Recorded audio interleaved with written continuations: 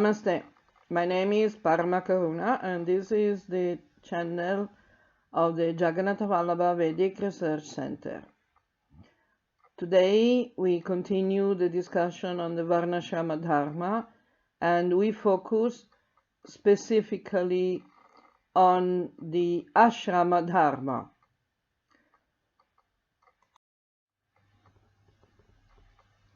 We start talking about the Brahmacharya, which is the first stage of the four ashramas. The four ashramas are Brahmacharya, Grihastha, Vanaprastha, and Sannyas.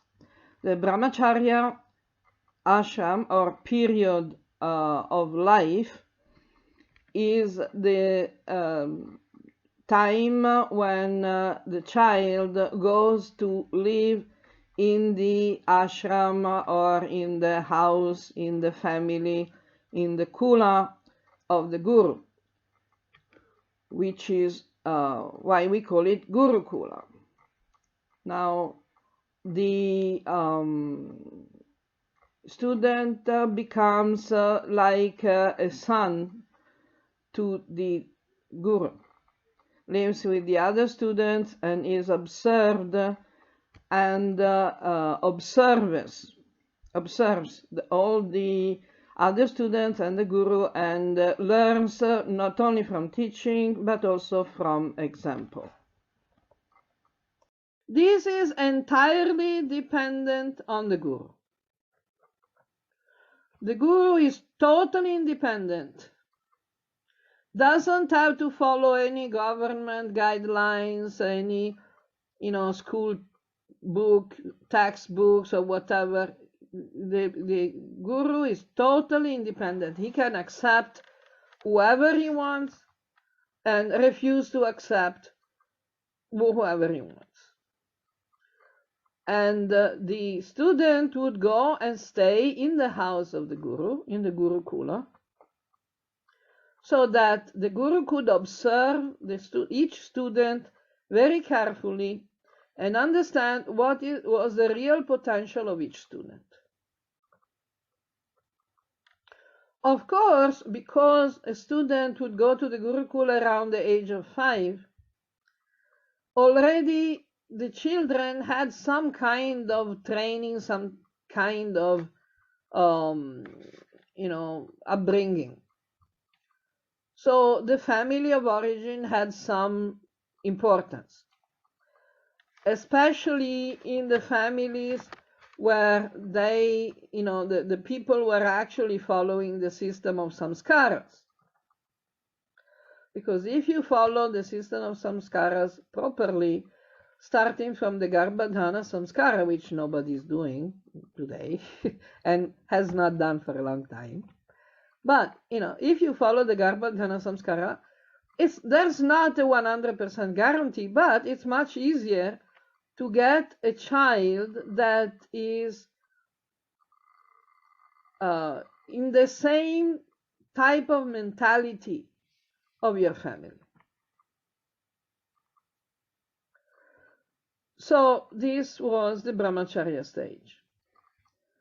Then at the end of the education, the student offers some gift to the Guru Dakshina, and then he goes away. It's not that the Guru, he remains with the Guru forever. Of course, the relationship is there, but it's not that he has to ask everything from the Guru all the time. This is something that the student has to do during the Brahmacharya stage. At the Grihastha stage, the student has graduated and is supposed to be able to do things on his own responsibility. Then, when his children are grown up, he marries and blah, blah. When his children are grown up, around the age of 50, the Karta, the Grihastha, has to go to the forest. Panchasordhvam vanam prajet.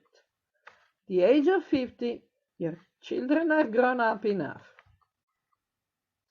They can take care of themselves. What are you going to do? You're just going to be a burden. So you just pack up and go to live in the forest. Now, this is less important for the Vaishyas because a Vaishya can still stay at home and help, whatever, maybe keeping the bookkeeping or whatever, something that doesn't require a lot of stamina and, clear mind or whatever. Because when you get old, you get your senior moments. Okay, what I was talking about, I don't remember. So if you get old, you're not really able to do as much as you used to do. And that's natural, totally natural. So the Vaishya could still do something at home. The Kshatriya could not.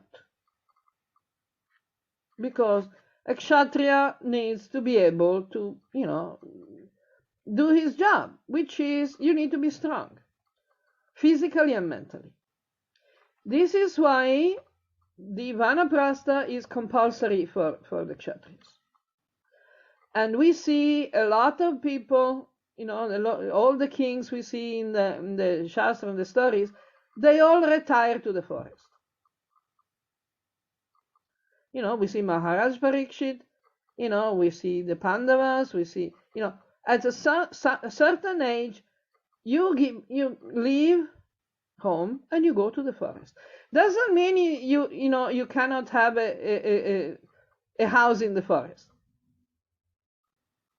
But it's not the same thing. Because you become more introverted. It means that all the rituals, all the duties, they become more inner duties. This is why the Veda Samhitas are made specifically for Brahmacharis to study and the Grihastha to apply.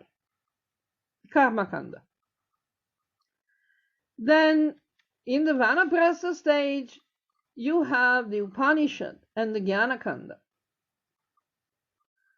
The rituals become Manasika Puja. Now, Manasika Puja you can do at any stage of life. But in the case of Vanaprasthas, it becomes the norm.